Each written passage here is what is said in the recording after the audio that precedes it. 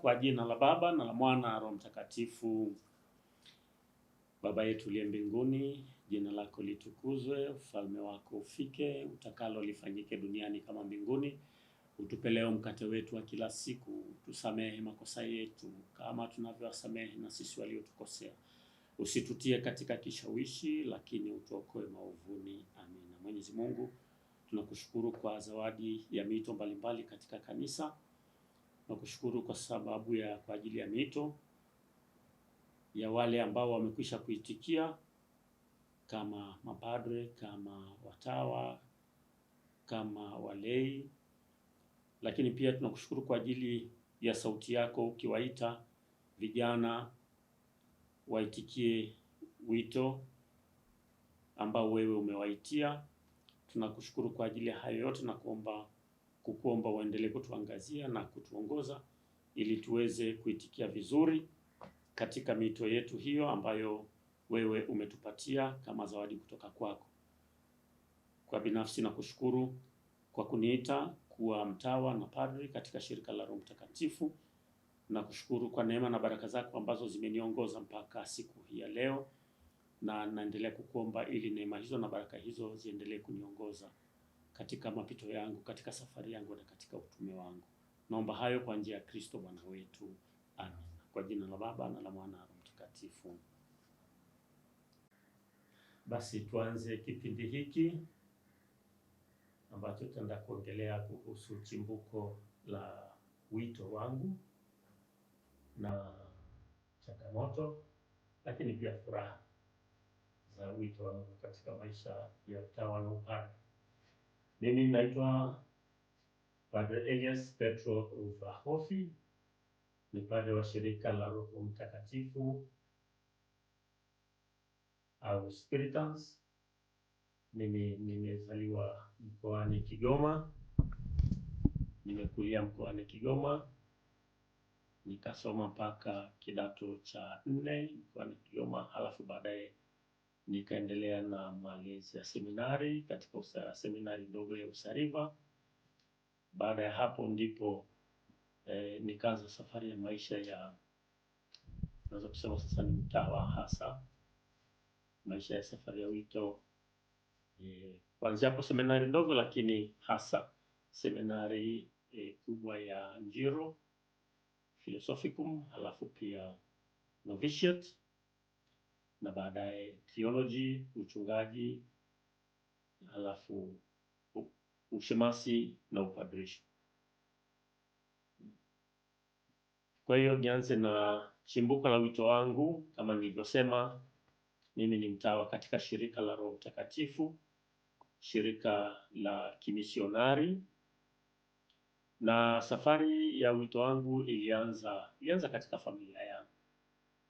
Familia ambako nilizaliwa, nikalelewa, nikakuwa huko, nikabatizwa.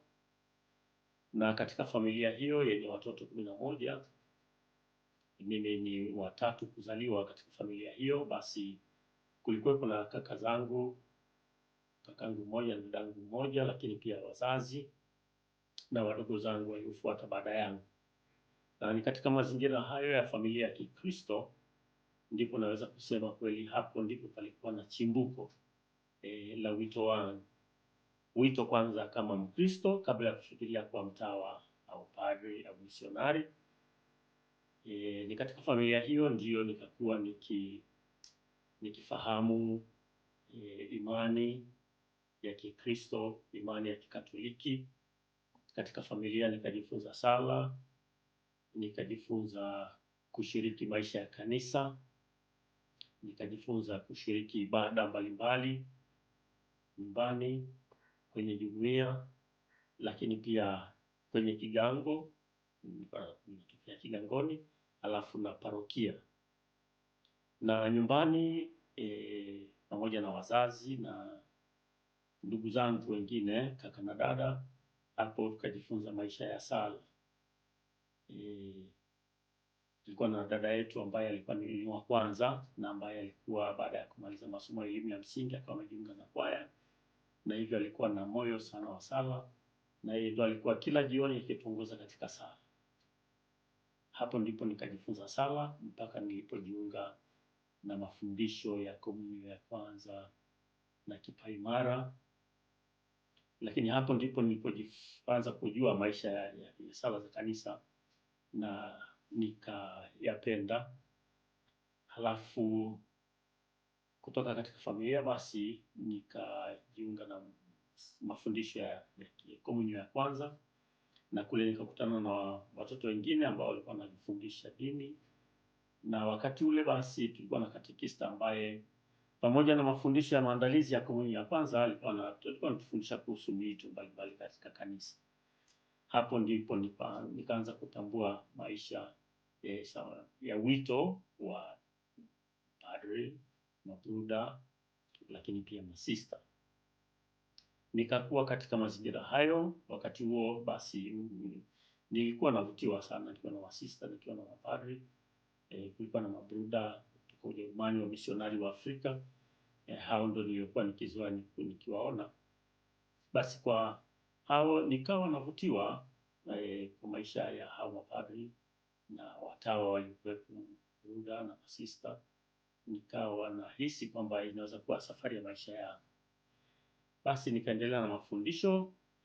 Tulipokuwa darasa la 5 ikatolewa matangazo kwamba tunaweza wale vijana wanaotaka kujiunga seminari wapeleke maombi.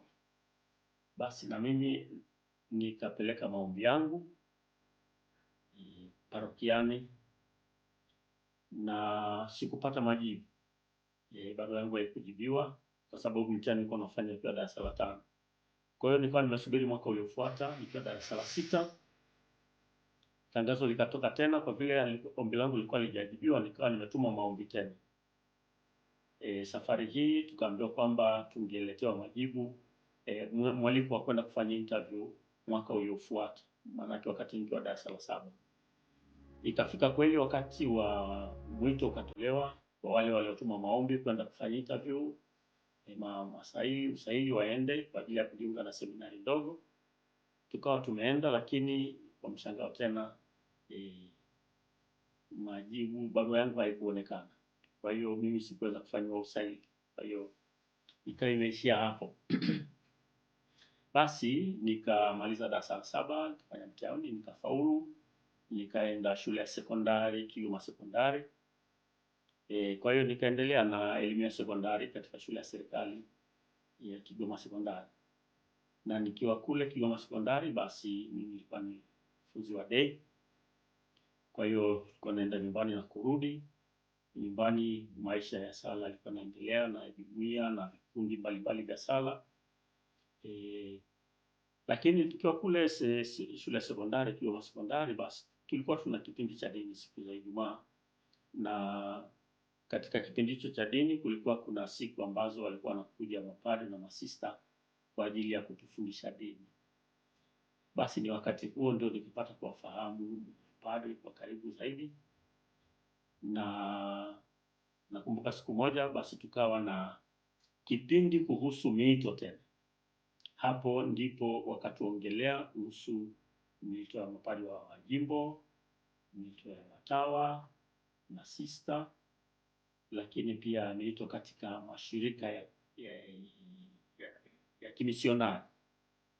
Na wakawa wametupatia anwani mbalimbali ya mashirika haya.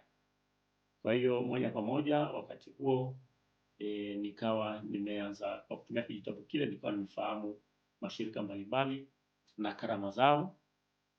Baadaye nilipokuwa form 3 ndipo nikatuma maombi kujiunga na shirika la Roho Mtakatifu. Nikamaliza form 4, tukawa tuna mawasiliano na mkurugenzi wa miito, na baada ya kumaliza form 4 na kupata matokeo akawa amewasiliana nami kuniuliza matokeo yangu.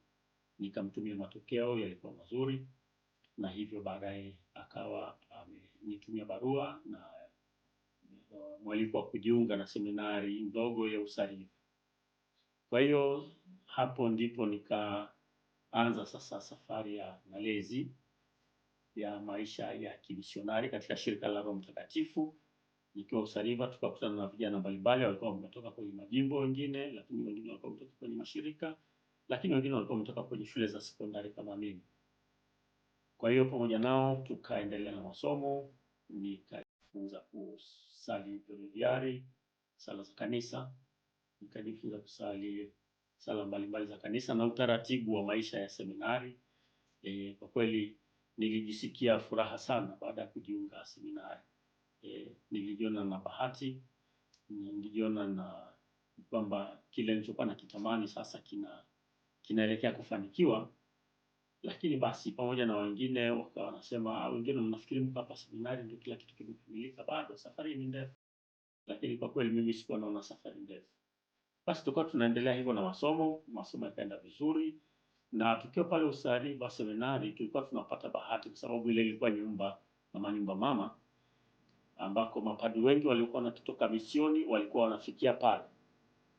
Kwa hiyo hao wakawa wanakuja kuongea na sisi, wakituambia, wakitusimulia juu ya kazi zao za kimisionari sehemu mbalimbali walipokuwa. Kuna walikuwa wanakuja kutoka Kongo, Kinshasa, wengi zaidi walikuwa wanakuja kutoka Zambia, lakini kulikuwa kuna wengine walikuwa wanatoka Ulaya na sehemu mbalimbali.